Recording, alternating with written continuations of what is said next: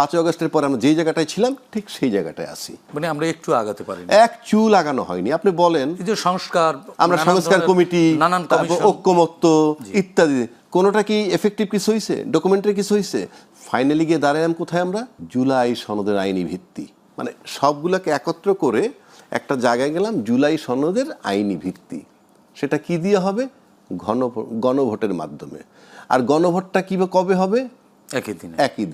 একই দিনে যদি গণভোট, যে কথা আমি আগেও বলছি এখনো বলি, একই দিনে যদি গণভোট এবং সংসদ নির্বাচন হয়, অত্যন্ত বিজ্ঞ রাজনীতিবিদরা এখনো বলেন সংবিধানের মধ্যে আছেন, ওই সংবিধানে চলছেন। আপনি বলেন তো ভাই, যদিও অ্যাঙ্কার সাহেবের প্রশ্ন করা যায় না, তবু আমি বলি আমাদের যে সংবিধানটার কথা বলে তাতে কি বলা আছে একই দিনে গণভোট এবং সংসদ নির্বাচন হবে?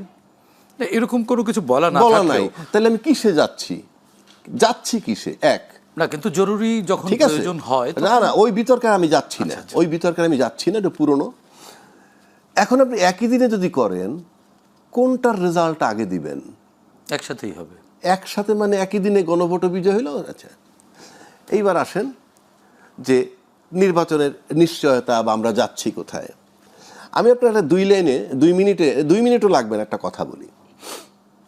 বহির্বিশ্বে গেলে একজন তার শরীর চেক আপ করাইতে, তো যেদিন আসবেন ফেরত ঢাকায়, তার আগের দিন বডি চেক আপ করাইলেন খুব দামি এলাকায়, দেশের নাম বলে লাভ নাই। সেই দামি এলাকায় গিয়ে সব চেক আপ করানোর পর কনফার্ম করে দিল আপনার কিডনি, লিভার, হার্ট, চোখ, দাঁত, কান, নাক, কোথাও কোনো সমস্যা আপনার নাই। পরদিন সে ফ্লাই করবে ঢাকায়, আসলো, বোর্ডিং পাস নিল, ইমিগ্রেশন ক্রস করলো, প্লেনে উঠবে, বসে রয়েছে, ওই চেয়ারে বসে হার্ট অ্যাটাক করে মারা গেছে। অথচ তার সমস্ত রিপোর্ট ভালো, সব কিছু কইরা পারে। এটার মানে হচ্ছে এই, পরবর্তী মুহূর্ত আপনার জীবনের জন্য কি আসতেছে আপনি তা জানেন না, এটি স্বাভাবিক।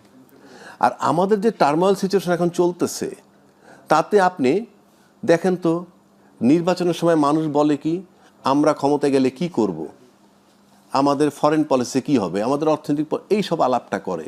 আমাদের এখানে আলাপ হচ্ছে কি, কেউ বলতেছে ওরা ধর্মের ব্যবসা করে, আবার ধর্মের ব্যবসা যারা করে তারা বলতেছে যে কারা মানে খুব দ্রুত নির্বাচনের আগে তসবি দানা নিয়ে হাঁটা শুরু করে, সেটা আমাদের মনে আছে। এই আলাপ চলতেছে। তো এই আলাপ তো কোনো নির্বাচনী আলাপ না, মনে হয় যে একে অপরকে ঘায়েল করার আলাপ। 2 আসেন, তফসিল কালকে দিবে বা পরশু যখনই দিবে। আজকে আপনি যদি ব্যারিস্টার ফুয়াদ, আমি বারবার বলি একটা কথা, ব্যারিস্টার ফুয়াদ